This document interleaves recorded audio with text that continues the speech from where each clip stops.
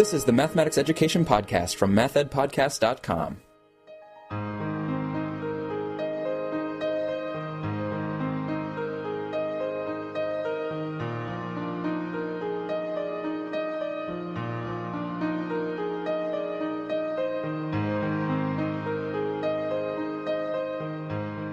Welcome to the Math Ed Podcast, and thank you so much for listening. It's been a very good year for the podcast. Thank you so much for your support.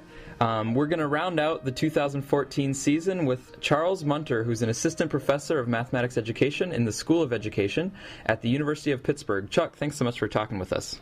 Thank you. We're going to be digging into Chuck's article that was recently published in the Journal for Research in Mathematics Education, Volume 45. And that article is Developing Visions of High-Quality Mathematics Instruction. But we're going to hold off on that article for a second because I want Chuck to back up first and just hear about your graduate school experience, because I know your dissertation was actually on a little bit different topic than this article. That's true. I did my doctoral work at Vanderbilt University. My advisor was Paul Cobb, and I worked on two research projects with him.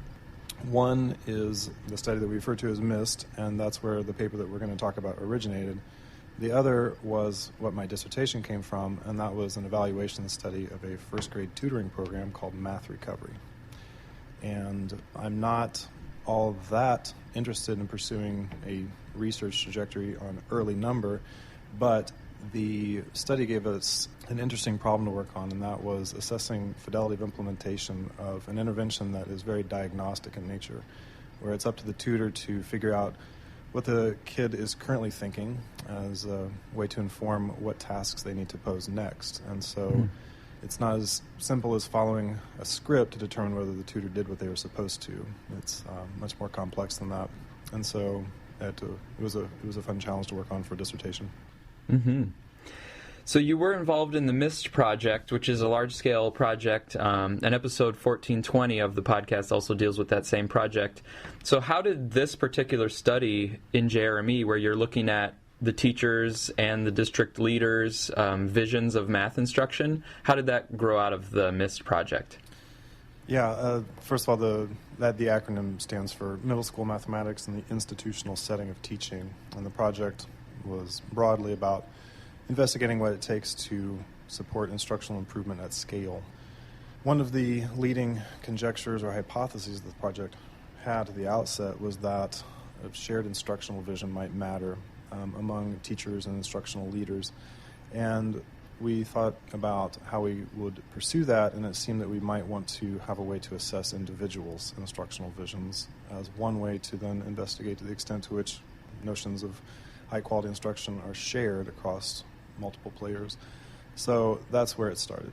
It was simply about trying to have a way to understand how any given individual teacher or principal or math coach or district leader thinks about high-quality mathematics instruction. Mm-hmm. And I'm specifically curious about the adjective high quality.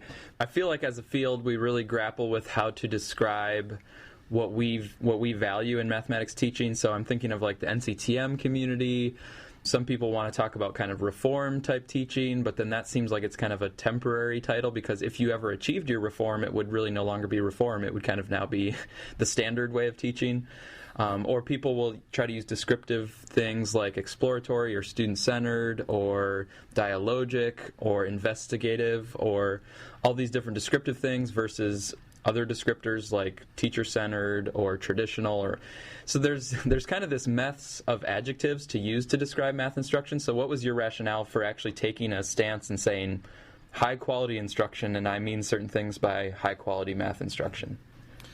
Yeah, the title of the paper, Developing Visions of High-Quality Instruction, is a bit of a double entendre.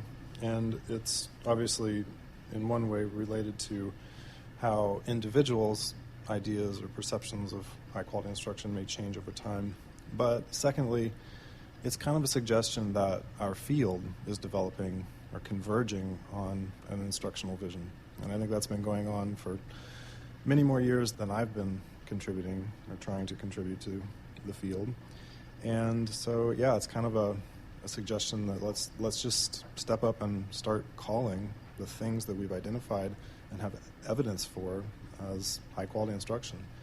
I agree that there's no shortage of adjectives for describing various pedagogies. I think that inquiry-based isn't a bad one, although I think that becomes problematic when people disagree about what inquiry is, which apparently is even worse in science ed than it is math ed. Mm-hmm. I tend to use the adjective dialogic instruction if I'm trying to distinguish the kind of teaching that I would promote as opposed to other kinds of teaching.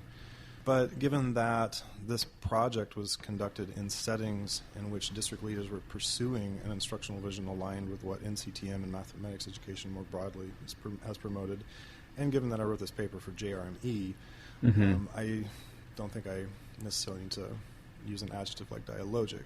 So another adjective that is popular right now is ambitious, and I agree that relative to what is typical in classrooms, the kind of instruction that people that use that adjective are talking about is ambitious, but I am hoping that in the future it's not ambitious, it's just high quality.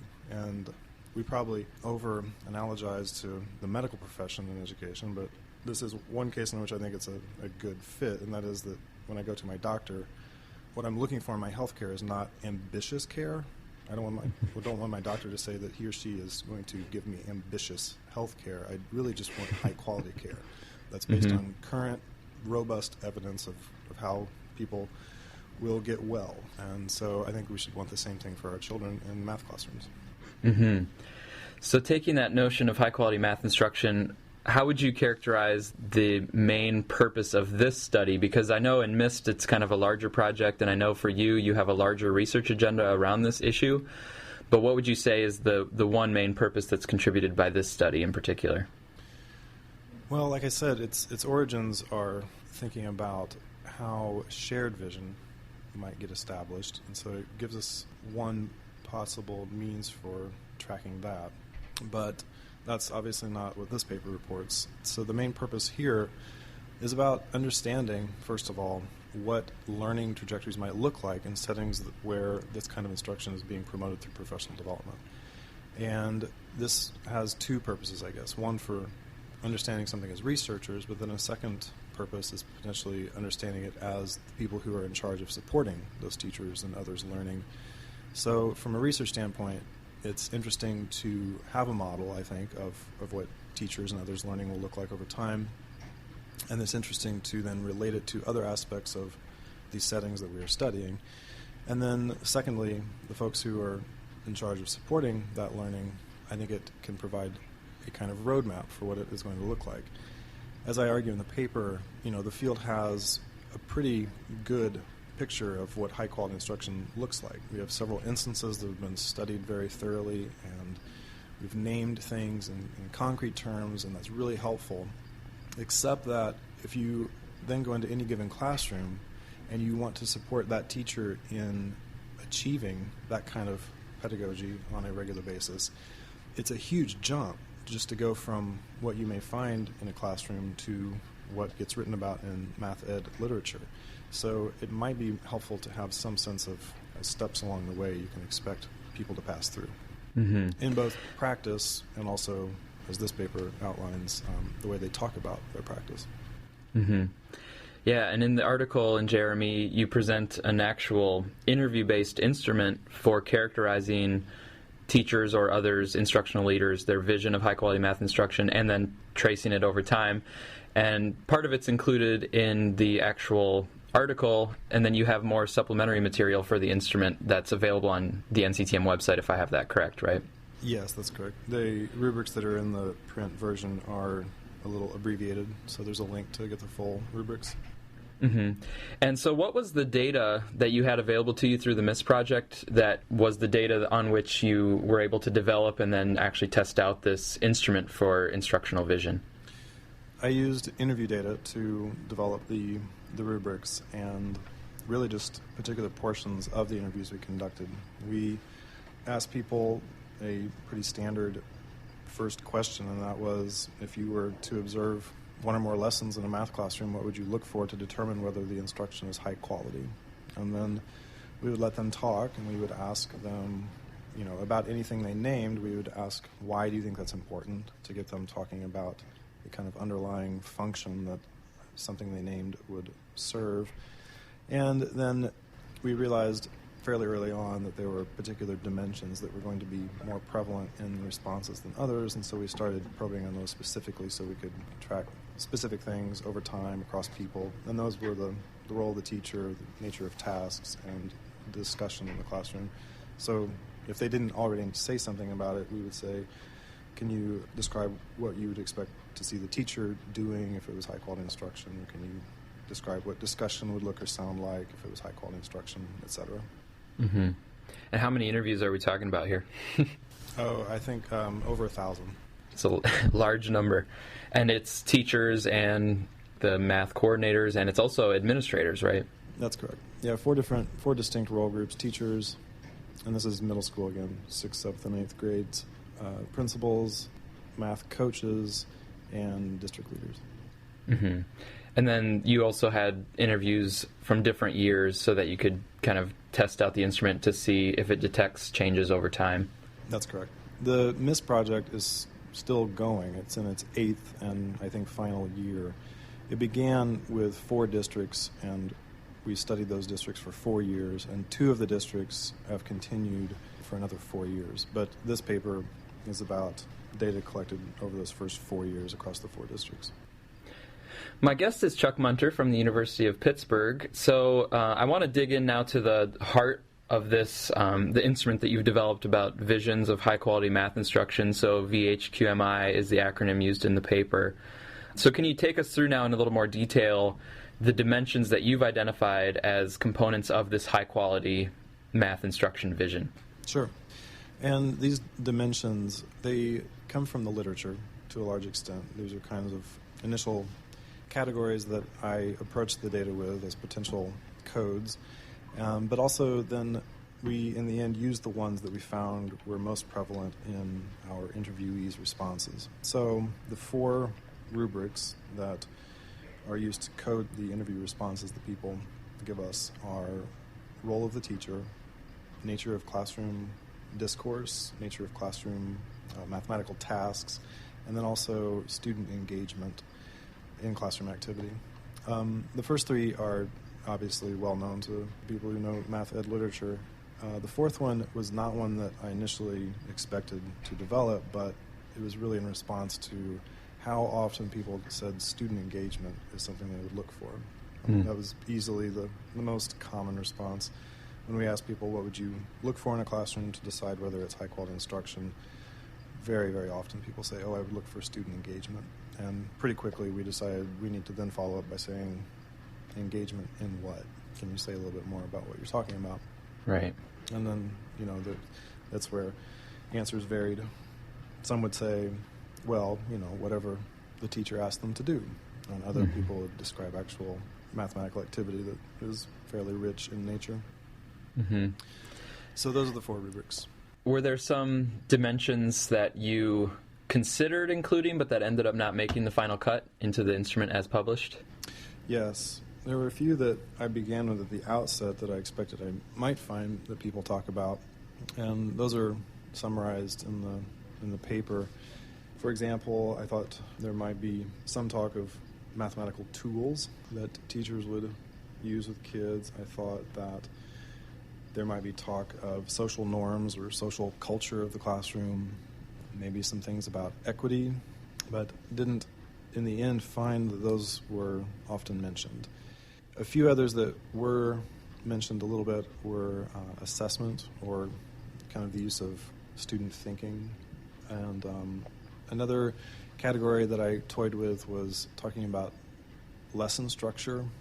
Some people would name particular components they would expect to see, like, I'd like to see a warm-up task, or I'd want to see an ending assessment activity, or some people would describe kind of the overarching structure of a lesson. But all of those rubrics that could have been were not mentioned often enough to warrant the development of a full-blown rubric to code every interview with. Mm-hmm. And so the idea was to kind of pare it down to just a handful of rubrics that would help us capture the essence of what most responses were. Right. I think that makes sense, especially for the purpose of this article. Does part of you think, though, that some of these dimensions that have been omitted for the time being are actually needed in a vision of high quality math instruction, and then it would just mean the development over time would have to go kind of from 0 to 60. Like, it would have to go from not really showing up at all to somehow showing up later on down the line. Yeah, I guess so. I do think that they are important, probably all of them. The one that I'm currently interested in the most is a rubric for characterizing teachers' ideas about equity. And a project that I'm currently involved in with Pittsburgh Public Schools is, I think, going to give us a chance to do that very work, because the professional development program that teachers are involved in is very specifically about equity and race in particular. And so it's going to offer us an opportunity to investigate teachers' evolving conceptions of equity, and I think multiple dimensions within equity may show up, and we'll collect data on that and hopefully develop a rubric to complement these others. Mm-hmm. So we've kind of already alluded to the levels and the movement over time. So could you tell us a little bit more about how you thought about these levels of what you call sophistication, or, kind of tracking the vision over time? How are those movements kind of captured in your instrument? Mm-hmm. So I used what the literature has to say as representing the top levels of the rubrics, and then all of the responses that we got from people looked at each one in relation to that top level, and across, compared to each other, looked for what seemed to be meaningful distinctions between responses as a way to identify not equal increments, but just potential milestones of learning along the way. So I assume that probably at the bottoms of these rubrics would be kind of an absence of thinking about something, or a commitment to what's typically referred to as traditional or direct instruction, and that over time that might give way to more student participation or reform or inquiry-based tasks, etc. And in the middle of these rubrics are places that I think could be problematic, in the sense that it probably represents, if teachers are enacting the things they talk about, probably represents practice that is a little ill-structured and maybe not achieving much, if anything. I have a conjecture, I think others suspect the same thing, that there may be a bit of a U-curve in terms of relationship between teachers changing practice and their students' outcomes, where if I'm doing a good job of direct instruction, then it's likely that many of my students are learning something.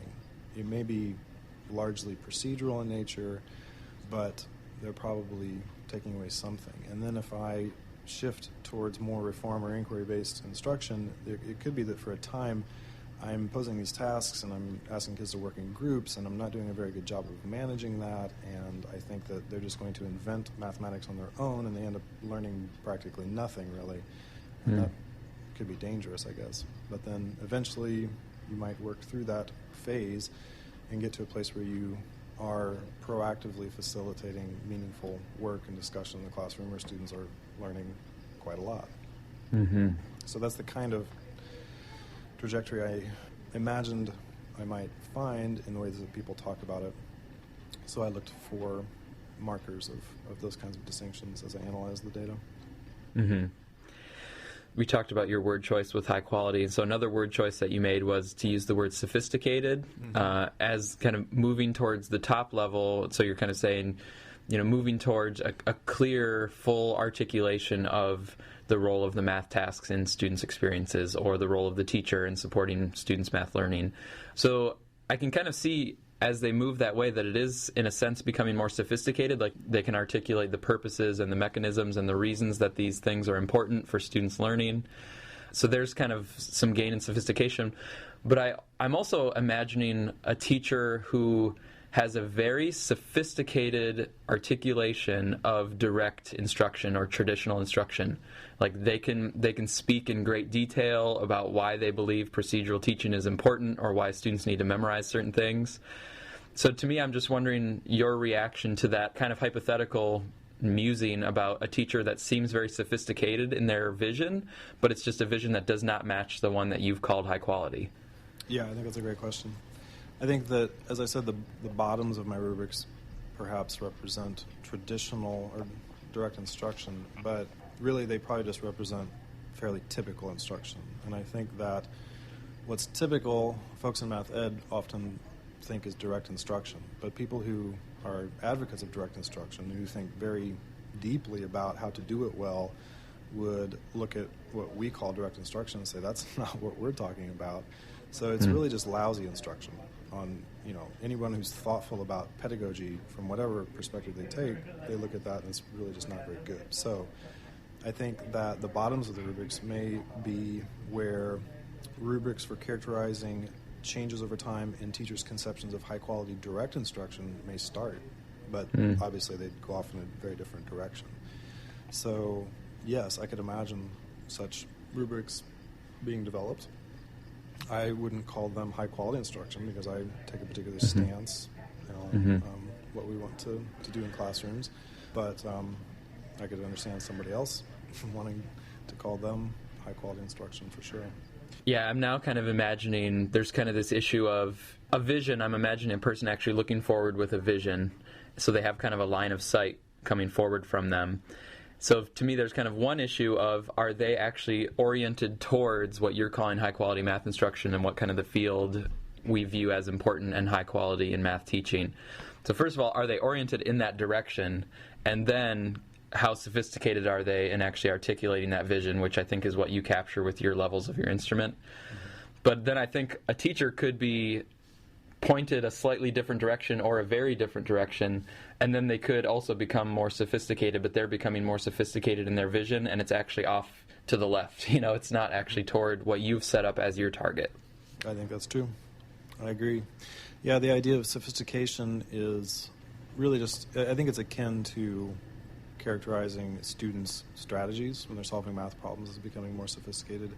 And it's really just to suggest that someone's way of describing practice is becoming more thorough, more fleshed out, more inclusive of underlying rationales. And one way that I thought about this that I found really helpful is Jeff Sachs's idea of form and function relationships. Jim Spillane has used it to some extent too. And that's the idea that people may articulate forms of, in this case, teaching mathematics, but may have different underlying functions that they articulate for those forms. And so we may hear someone say, I'd look for, hands-on activity in the classroom. But when you ask them to elaborate a bit about what that means and why that's important, you may get very different responses. Likewise for any number of things that people name that we're going to look for in a classroom. And so I see, not just the naming of new forms, but also the, accompanying that with sophisticated or thoughtful, strong function rationales for those forms as being what I take to be a more sophisticated response. So now that we have this instrument that you've developed with a lot of data and put several years of work into these instruments, which I think are very valuable for the field, could you say a little bit about what these instruments helped you to see? So a little bit of kind of results that this instrument allowed to bring to the surface. Sure. And I do want to suggest that this model of evolving conceptions of practice are in and of themselves interesting as a finding, or at least a potential model that characterizes how teachers' ideas about practice change. But yes, I think they can be put to use as well. In the paper, I allude to a couple of things that they did for us. One was understanding overall trends, and as I look across the years of data that we've coded so far, there is increase in these scores over time, which is good news because these districts were providing professional development and adopting curricula that were aligned with and promoting this kind of instruction district-wide. It's good news for the districts. It's also good news in terms of validity of the instrument. But it also helped us see some differences by role group. There's one example I provide in the paper where teachers in one of the districts have noticeably higher scores on the tasks rubric, that the way they talk about mathematical tasks in the classroom. And that's not surprising because that one district had been a long-time user of CMP, and the other three districts were just adopting that text as we began the study. And so these were teachers who had several more years of experience in professional development and using these tasks and developing some conception through using that textbook about what a high-quality mathematical activity would be. We also see differences in, there's a difference in role group in the sense that district leaders and math coaches tend to be out ahead in the sophistication of their vision early on, and then following, a couple years later might be teachers, and maybe even lagging behind that were principals. So we can see overall trends, we can see differences by district in terms of histories of textbooks or other things that they're promoting through professional development. We can see differences by role group. But then these rubrics also give us a chance to look at the relation between instructional vision and other constructs of interest. For example, you talked to Annie Wilhelm, and she looked at the relation between teachers' instructional vision and their choice and enactment of cognitively demanding tasks. She also included the MKT assessment, the mathematics knowledge for teaching, pencil and paper assessment in that mix. And then I've recently worked on an analysis with a colleague at the University of Pittsburgh, Rip Carenti, in which we look at growth models of teachers' practice, and we found that their VHQMI scores at the outset of the study predicted change over time in their instructional practice, which is, I guess, not surprising either. Again, good news for validity of the instrument and the idea that an instructional vision actually does predict where teachers' practice goes in the future. Those with more sophisticated instructional visions at the outset were more likely to change in that direction over time. So those are some of the things that it's allowing us to do. But as I alluded to earlier, I think it's also a potential practical tool. It's not just something for researchers to make use of, but I think that it could be helpful for those who are in charge of professional development, again, to assess and then respond to current understandings and instructional visions with what they do with teachers and others in professional development. I also appreciate it just in terms of its synthesis power in terms of the field of math education, because you did draw on a lot of different literature that are looking at different aspects of math instruction, but you've pulled them together in this way. You have a figure in the paper, figure 1, I think, where you're talking about how you sort of initially came up with the possible dimensions. And to me, that is useful as a math ed researcher, just as a way to think about synthesizing these ideas and distinguishing and connecting between them. Yeah, I agree. And that was kind of a secondary intent of this paper, was to try to pull together a lot of stuff that people have figured out before I came on the scene, and just give it back to the field to say, look, I think this is what collectively we've identified as being high-quality instruction. So let's name it and get about the business of achieving it at some scale. I would like to note that figure 1 I don't think printed very well. It got a little messed up in press, so I would encourage anybody who's interested to download an updated electronic copy of that. Yeah, I feel like we should, as a field, have an online repository of figures that have been messed up in press. Because I had one where they even sent the PDF proofs, and they're like, here's what we're going to be sending to the printer. I'm like, looks great. And then even the PDF proofs were not actually what it looked like when it came out. I'm like, what's the point of the PDF proofs if it doesn't actually look like what it will look like on the page? That's a good question. Well, my guest is Chuck Munter. We've been talking about his article in JRME, Developing Visions of High-Quality Math Instruction. Chuck, I have one more question before I let you go and before we wrap up this 2014 season of the podcast. If you weren't in mathematics education, what do you see yourself doing instead? I have a go-to answer that I use when I'm feeling particularly overwhelmed by the challenge of untangling the social aspects of the phenomena that we study, and that's entomology. I think I somehow got interested in bugs as a high school kid when I did my freshman bio insect collection. But really, that's probably not the answer. I think I would be involved in making art of some kind, whether it would be making music, making visual art, or making theater, perhaps. I think that's really my answer. When I was in graduate school at Michigan State, some of the graduate offices were in the same building as entomology, and there would be some bug escapes that would happen, and it always made for fun in the hallways. Based on those experiences, I think you made the right choice here with mathematics education. I guess. I don't know. I have my doubts some days, but overall, I enjoy it. Well, thanks so much for taking the time to speak with us, and have a good break. Thanks, Sam. You too.